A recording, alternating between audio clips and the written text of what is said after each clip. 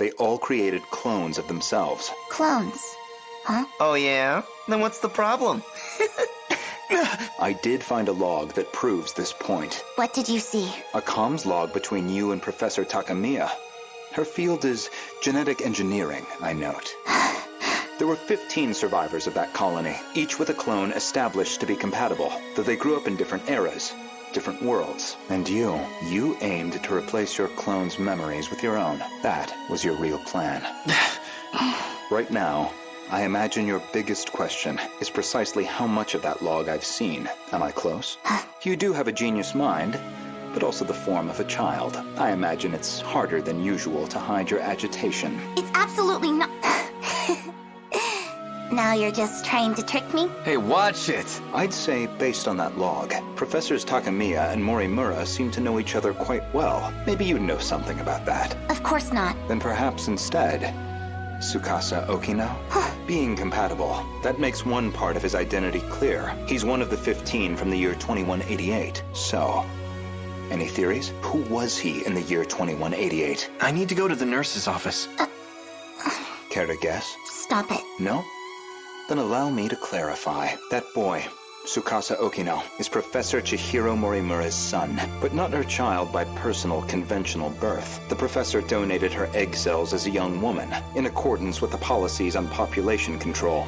It's the other way. No comment at this time? Their blood relation wasn't exactly obvious, until DNA testing on the clone revealed it. The professor was faced with the truth. He was her son, which naturally sparked an inconvenient surge of maternal instinct.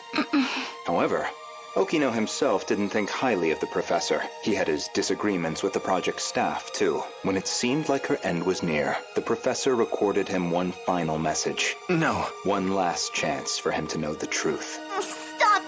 You saw that? But how? You'd need a biometric ID match to access that log, so you should only have been able to access your own. My logs and Okino's should have been locked off. Thank you, Professor Morimura. Running won't change a thing. Indeed. The files I could access were somewhat limited. Mostly company logs, meeting reports, call transcripts, bureaucratic chaff. Barely anything in the way of your personal records. Then, how do you know what was in my logs? It's simple, really. Iori Fuyusaka? Though unconscious, she proved very helpful. She is Chihiro Morimura. A compatible version. Think. Who might know something about this? If you really are Miss Morimura, then you should already know who Iori Fuyusaka is, because that would mean you hid her here in Sector 4. The plan was for the two newborns to grow up with their own separate lives. Ida-san's idea, presumably. Chihiro Morimura was planned to be placed in 2104, and Tetsuya Ida in 2024. Yet neither could be found. I knew Renya Goto of Shikishima pretty well. You and he are very different. Fuyusaka-san's absent. Except that you both make my life a lot harder. So, suppose I am the professor.